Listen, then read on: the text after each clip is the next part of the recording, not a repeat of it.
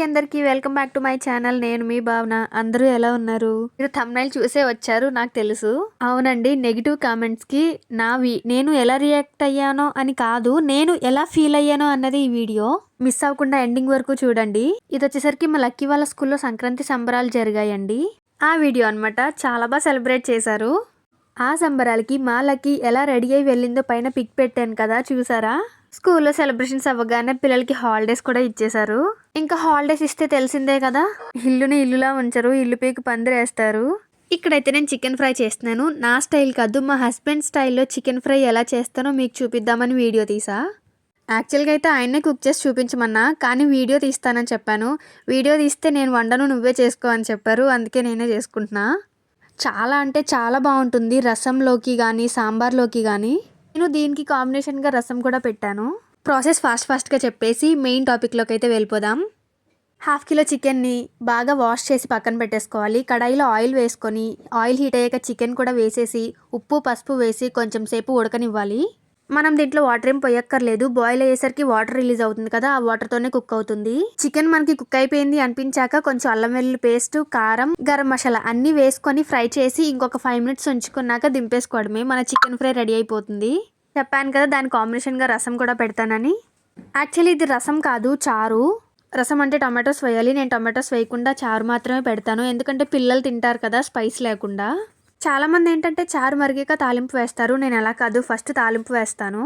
ఎండుమిర్చి, వెల్లుల్లిపాయ, ధనియాలు, కరివేపాకు, జీలకర్ర, ఆవాలు, మెంతులు, ఇంగువ మెయిన్. ఇవన్నీ వేసేసుకున్నాక ఆనియన్స్ కూడా వేసుకొని కొంచెం సేపు ఫ్రై చేసుకొని వాటర్ పోసేసి చింతపండు, పంచదార ఆర్ బెల్లం ఈ రెండిట్లో ఏదైనా పర్వాలేదు, సాల్ట్ అన్నీ వేసుకొని మరిగించేసుకుంటే మన చారు రెడీ అయిపోతుంది. ఎస్పెషలీ చిన్నపిల్లలు ఉన్న వాళ్ళు దీన్ని బాగా ఇష్టంగా తింటారు. ధనియాల పౌడర్ ఉంటే పౌడర్ కూడా వేసుకోవచ్చు. నా దగ్గర లేదు కాబట్టి నేను ధనియాలు వేసాను. ఇప్పుడు మన థంబ్నైల్ టాపిక్లోకి వెళ్ళిపోదాం. నేను గీతో మాయిశ్చరైజర్ చేసి ఒక వీడియో పోస్ట్ చేశానండి, షార్ట్ వీడియో. ఎవరైనా చూడకపోతే ఒకసారి చూడండి. అసలు ఆ వీడియో ఎంత రీచ్కి వెళ్ళిందంటే దగ్గర 20 lakhs పైనే వ్యూస్ వచ్చాయి నాకు. అండ్ సబ్స్క్రైబర్స్ కూడా చాలామంది వచ్చారు. 3000 సబ్స్క్రైబర్స్ నాకు ఒక్క వీడియోకి వచ్చారు. ఆ టైంకి నేను తిరుమల ట్రిప్లో ఉన్నాను. అండ్ కామెంట్స్ కూడా చాలా కామెంట్స్ వచ్చాయి. చాలామంది ఒక 95% పాజిటివ్గానే పెట్టారు, ఒక 5% మాత్రమే నెగిటివ్గా పెట్టారు. అసలు ఎందుకు ఆ ఒక్క వీడియోకి మాత్రమే అన్ని వ్యూస్ వచ్చాయి, మిగిలిన ఏ వీడియోస్కి ఎందుకు రాలేదని నా క్వశ్చన్ మార్క్ కూడా ఉంది. నేను చూస్తూ ఉన్న సబ్స్క్రైబర్స్ ఇంకా పెరుగుతున్నారు. వ్యూస్ కూడా చాలా పెరిగిపోయాయి. అండ్ కామెంట్స్ అయితే చాలామంది రాగి ప్లేట్తో, రాగి గ్లాస్తో చెయ్యాలి, కూల్ వాటర్ వేయాలి అని చాలామంది చాలా రకాల సజెషన్స్ అయితే ఇచ్చారు. ఫస్ట్ ఆఫ్ ఆల్ నేనైతే అందరికీ చాలా థ్యాంక్స్ చెప్పుకుంటానండి. నా కంటెంట్ నచ్చి, నా వీడియోస్ నచ్చి సబ్స్క్రైబ్ చేసుకున్నందుకు. చెప్పాను కదా 3000 సబ్స్క్రైబర్స్ వచ్చారని. నేను తిరుమలలో ఉన్నప్పుడు 1000 సబ్స్క్రైబర్స్ క్రాస్ అయిపోయారు. మా ఫ్యామిలీ అందరికీ చెప్పేశాను అనమాట 1000 క్రాస్ అయిపోయారని. ఏమడిగారంటే 1000 అయిపోయింది కదా, డబ్బులు వచ్చేస్తాయా, 1000 సబ్స్క్రైబర్స్ వచ్చారు కదా, నీకు ఇంక మనీ పడిపోతాయా అని అడుగుతున్నారు. సబ్స్క్రైబర్స్ అయితే వచ్చారు, కానీ వాచ్ టైం కంప్లీట్ అవ్వాలి కదా. 4000 వాచ్ అవర్స్ కంప్లీట్ అయితేనే నాకు మానిటైజేషన్ అవుతుంది. మానిటైజేషన్ అయితేనే పేమెంట్ పడుతుంది. దానికి ఇంకా ఎంత టైం పడుతుందో ఆ దేవుడి దయ. అది ఇంకా నా కష్టం మీద ఆధారపడి ఉంటుంది అనుకోండి. ఇప్పుడు నెగిటివ్ కామెంట్స్ విషయానికి వస్తే, నాకు వచ్చిన ఫస్ట్ నెగిటివ్ కామెంట్ నీకు పని పడలేదా అని పెట్టారు. అలా ఎందుకు పెట్టారంటే, నేను ఆ షార్ట్ వీడియోలో ఏమని చెప్పానంటే, నాకు పనేం లేదు, ఫ్రీగా ఉన్నాను, బోర్ కొడుతుంది, టైంపాస్ కోసం అయితే చేసుకోవచ్చు ఈ గీ మాయిశ్చరైజర్ని అని చెప్పాను. అందుకని వాళ్ళు పని పాట లేదా నీకు అని పెట్టారనమాట. దానికి నేనేం ఫీల్ కాలేదు, కానీ ఎక్కడో చిన్నగా మనసులో ఏదో గుచ్చుకున్నట్టు అనిపించింది.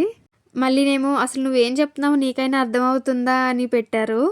ఎందుకంటే కొంచెం గీ మాయిశ్చరైజర్ స్మెల్ వస్తుంది కాబట్టి కొంచెం పర్ఫ్యూమ్ స్ప్రే చేసుకోమని చెప్పాను. నువ్వు చేసేదే న్యాచురల్గా, మళ్ళీ దాని పర్ఫ్యూమ్లో ఎందుకు స్ప్రే చేయాలి, అలాగే ఉంచవచ్చు కదా అని పెట్టారు. వెన్నను కరిగించి నెయ్యి చేసావు, ఆ నెయ్యిని మళ్ళీ వెన్న చేసావు, దీంట్లో ఏముంది అని కూడా పెట్టారు. అంటే ఇవన్నీ నెగిటివ్ కామెంట్స్ కాకపోవచ్చేమో, కానీ పాజిటివ్ కూడా కాదు కదా. ఈ కామెంట్స్ వచ్చినందుకు నేనేం ఫీల్ అవ్వట్లేదండి. ఫస్ట్ టైం ఫేస్ చేశాను కదా, ఆ ఎక్స్పీరియన్స్ ఎలా ఉంటుందో మీతో షేర్ చేసుకోవాలనుకున్నాను. ఇంతకన్నా ఎక్కువ నెగిటివ్ని ఫేస్ చేసి సక్సెస్ అయిన వాళ్ళు చాలామంది ఉన్నారు. నాకు ఇది అసలు నెగిటివే కాదు, జస్ట్ నాకు వచ్చిన కామెంట్స్ గురించి మీతో షేర్ చేసుకుంటున్నాను అనమాట. నేను ఒకప్పుడు వర్క్ ఫ్రమ్ హోమ్‌లో జాయిన్ అయ్యి మోసపోయానండి. దాని గురించి సిరీస్ కూడా షార్ట్ వీడియోస్‌లో చెప్తూ వచ్చి సడెన్‌గా బ్రేక్ పెట్టేసాను. ఎందుకంటే ఎవరు అంత ఇంట్రెస్ట్ చూపించట్లేదేమో, ఎవరు నాకు కామెంట్స్ ఏం చెయ్యట్లేదు కదా అని స్టాప్ చేసేసి మెల్లమెల్లగా వేరే షార్ట్స్ అయితే అప్‌లోడ్ చేస్తున్నాను. కానీ ఒకరు కామెంట్ చేశారు, "మీరు వర్క్ ఫ్రమ్ హోమ్ గురించి ఎందుకు ఆపేసారండి? చెప్పండి. మాకు ఇంట్రెస్టింగ్‌గా ఉంది. నెక్స్ట్ ఏం జరిగిందో" అని కామెంట్ చేశారనమాట. నేను వాళ్ళ కోసం మళ్ళీ కంటిన్యూ చేస్తాను. పండగ పనులు, షాపింగ్, తిరగడాలు, మళ్ళీ హాలిడేస్‌కి ఊరు వెళ్ళాలి కదా! ఇవన్నీ అయిపోయాక నేను డెఫినెట్‌గా ఆ షార్ట్ వీడియోస్ అయితే కంటిన్యూ చేస్తాను వర్క్ ఫ్రమ్ హోమ్ గురించి.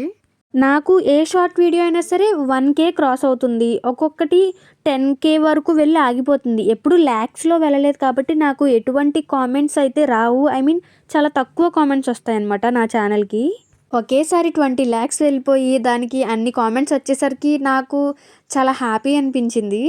సో, నాకర్థమైందేంటంటే వ్యూస్ ఎక్కువైతే, కామెంట్స్ ఎక్కువైతే మనం మెంటలీ చాలా ప్రిపేర్డ్‌గా ఉండాలి.